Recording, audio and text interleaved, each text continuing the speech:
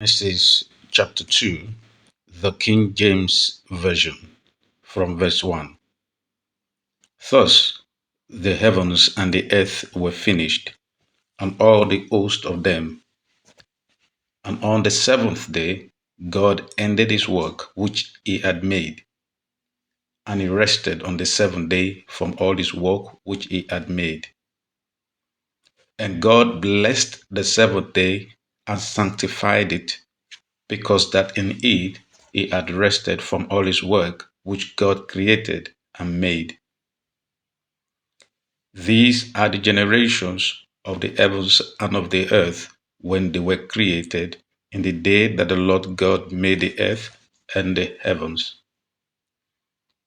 And every plant of the field before it was in the earth, and every herb of the field before it grew, for the Lord God had not caused it to rain upon the earth, and there was not a man to till the ground. But there went up a mist from the earth, and watered the whole face of the ground.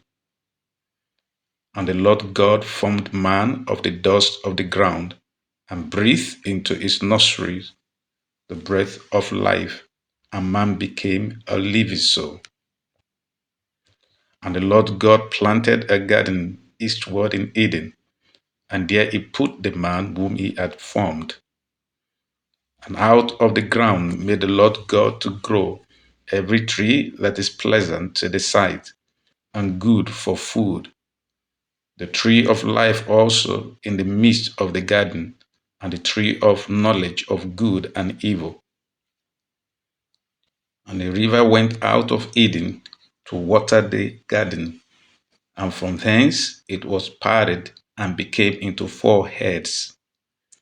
The name of the first is Pison, that is it which compasses the whole land of Avila, where there is gold.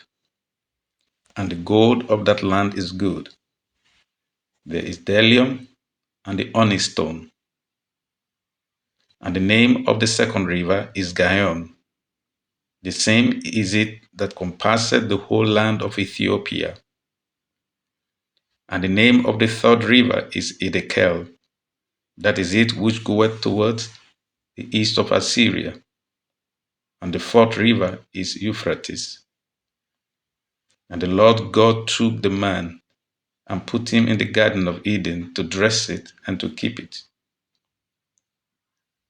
And the Lord God commanded the man, saying, Of every tree of the garden thou mayest freely eat, but of the tree of the knowledge of good and evil thou shalt not eat of it, for in the day that thou eatest thereof thou shalt surely die. And the Lord God said, It is not good that the man should be alone. I will make him an help meet for him. And out of the ground the Lord God formed every beast of the field and every fowl of the air, and brought them unto Adam to see what he would call them. And whatsoever Adam called every living creature, that was the name thereof. And Adam gave names to all cattle, and to the fowl of the air, and to every beast of the field. But for Adam there was not found an help meet for him. And the Lord God caused a deep sleep to fall upon Adam, and he slept.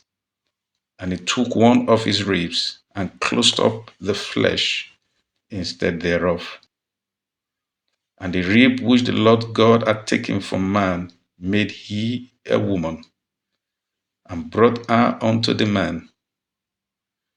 And Adam said, This is now bone of my bones, and flesh of my flesh. She shall be called woman, because she was taken out of man. Therefore shall a man leave his father and his mother, and shall cleave unto his wife, and they shall be one flesh. And they were both naked, the man and his wife, and were not ashamed.